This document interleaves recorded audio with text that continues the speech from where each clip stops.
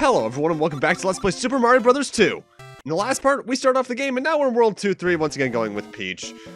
Notable, as I mentioned before, the World 2 levels are both really good and really bad for Peach. At least I think I mentioned this before.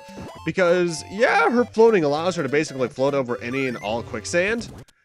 But at the same time, given that you're going to be picking up a lot of sand throughout these levels, her pickup speed might not be the best for you.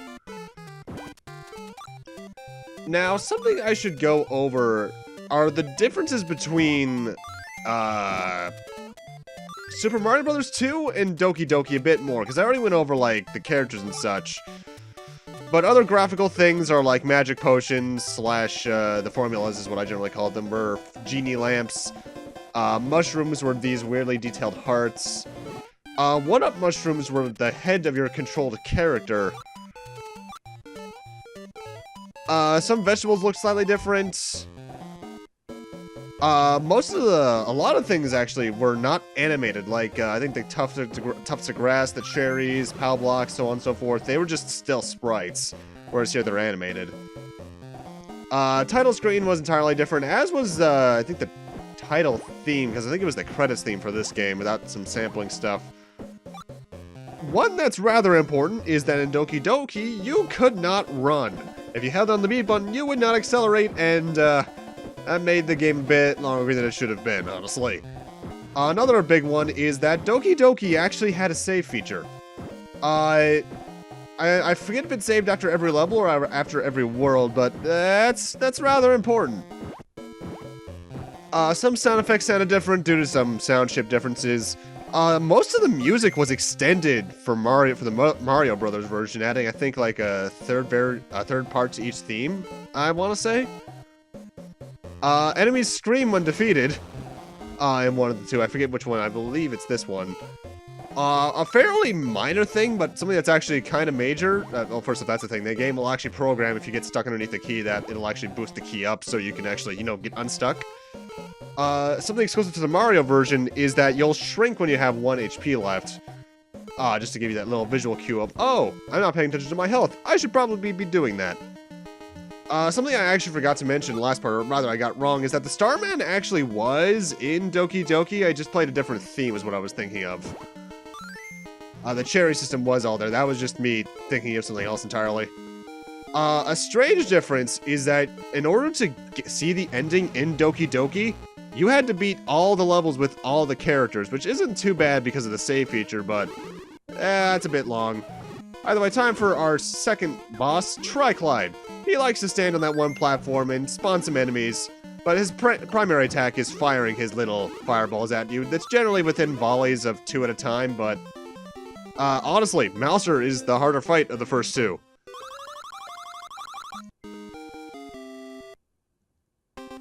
And that's the end of World 2, which is, I think this is where the game starts to ramp up a bit. World 3 is about as hard as the first and second worlds combined. Though, mind you, one thing I am not the biggest fan of, and it becomes clear especially when you're playing this section here to me, Mario & Co.'s acceleration is kind of ridiculous. And because of that, when, say, you're jumping and holding the B button and you're trying to land on these platforms precisely, it's very easy to overshoot or slip and slide all over the place due to some momentum stuff. Also, when you get on this floating carpet, just hold up in the center of the screen, otherwise you're going to have trouble making it to this vine. I've had playthroughs where I just fall down there and I have to do that entire climb over again. Not fun. Gray Panzers are annoying because they never stop really shooting out their fire. Now, as for the origins of Doki Doki Panic itself, the full title, it's based off something that I forgot to mention about the full title. The full title of the game is Yume Kojo Doki Doki Panic, which is based off an event known as Yume Kojo 87, which was a Fuji TV sponsored event held sometime in 87, where there's a big mask motif and a blimp on the title screen, which is actually showed up at the event. And the main 4 characters, I believe, were like the mascots of that event, if I'm recalling correctly at least. Obviously, that meant nothing to us over here, hence why they probably just brought it over as Mario. Again, increase the sales. Though there was actually another reason why we got this instead of the original Mario Bros. 2 The Lost Levels. Nintendo, I forget if it was Nintendo of Japan or Nintendo of America, thought the game was too much like Super Mario Bros. 1, and thus we probably wouldn't like it as much. And plus, that they thought the difficulty was a bit too much of a spike. Not that I don't trust them on that, honestly, because Lost Levels is, oh boy. I'll get to that eventually, unfortunately. That's probably how I'll show off Super Mario All-Stars, because I plan to play all the other games on that cart through their original incarnations otherwise.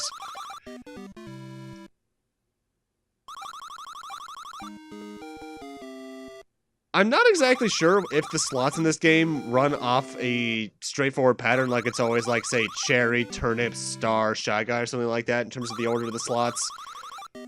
It feels honestly like it's random or partial luck. I'm not entirely sure. And let's bring on in Luigi. By the way, I should mention, I'm never touching Toad again. Toad is a character I just do not use regularly in this game, as I mentioned last part. If I'm playing this game, I'm usually either using Luigi and Peach exclusively. I use Mario a bit more than I usually do this playthrough, and honestly, it didn't turn out that bad, but Toad is just not my playstyle. And here we have the introduction of Shy Guys running on the Ostros, which are mistakenly labeled as Birdos within the game's manual and even the game itself. The Ostros themselves, I think you can actually use as platforms yourself, but they're not too useful. Honestly though, the game labeling some characters wrong like that will always remind me of, I think it was some of the Super Mario Bros. 1 manuals, where, say, like, I think Bowser was labeled as Jumping Board, which is, completely incorrect. The days of 80s typos in manuals. We both miss you and don't. This is a section I actually have a lot of issues, or had a lot of issues with when I was younger, trying to get the bombs to work right here. Because if you get the bombs in the wrong places and don't blow up all the walls, you have to go back up the ladder to the right and come back down in order to have them respawn. Which is a little annoying. Now one little random thing I just remembered about Doki Doki, I don't even know why this came to my mind, is that a weird little difference in the way the game is programmed is that the coin counter during the bonus game is actually in hexadecimal. Unlike Super Mario Bros. 2, like, say if you have 10 or above coins, in Mario 2 here, it'll show up as 10 or above. In Doki Doki, it shows up as A through F and onwards, which is weird.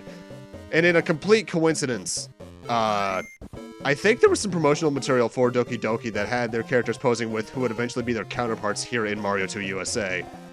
Which is just kind of a weird coincidence.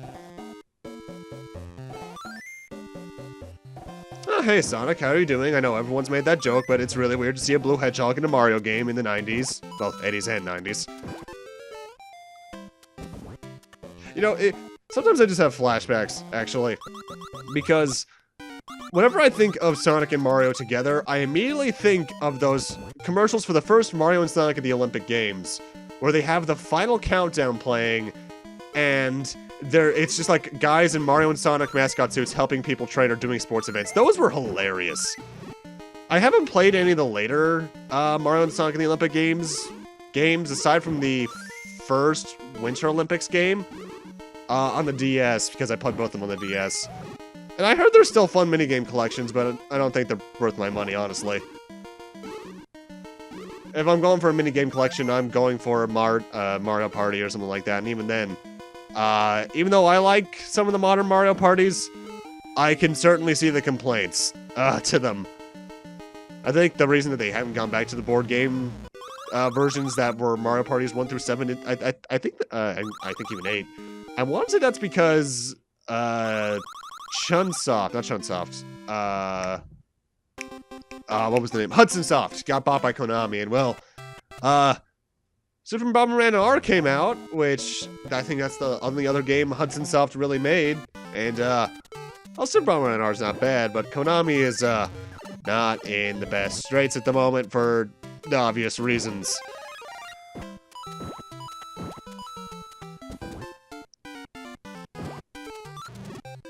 It's weird, though, because I almost brought this up last part.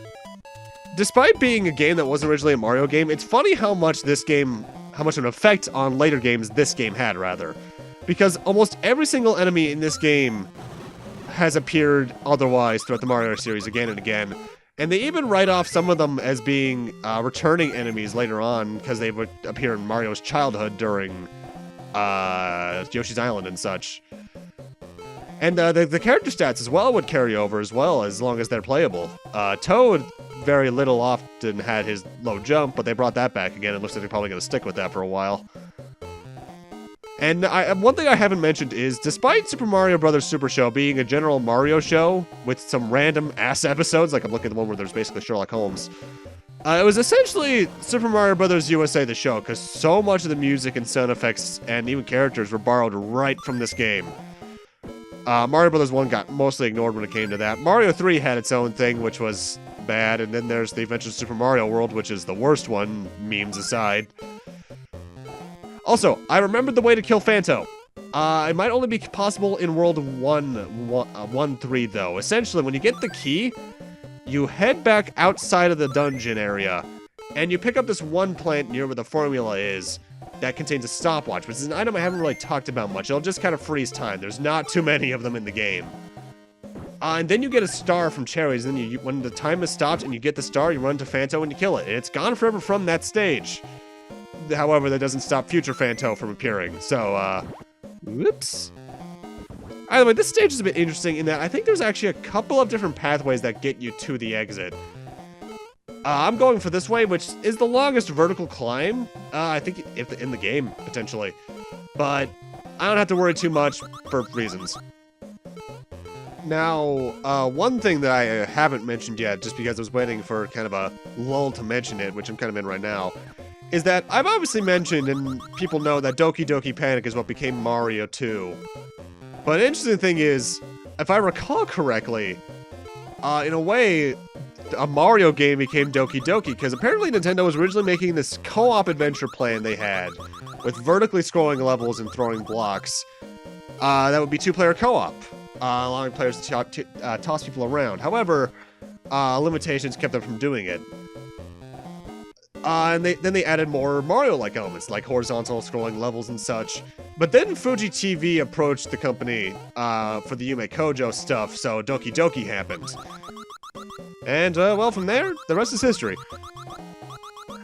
Although, one thing I haven't talked too much about throughout any of the games, really, that I've done that got ported under the sub-series, is Super Mario Advanced as a series, because I've done World, I'm doing this, it'll be a while before I do Yoshi's Island, and I have plans to do Mario 3 within the next year at least on my end.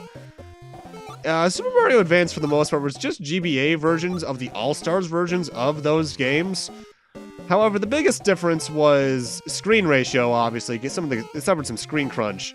The soundtrack was the All-Stars version, crunchified for the Game Boy Advance sound chip, which, well, we know the fate of anything originally Super Nintendo that got put on that sound chip. It was not good.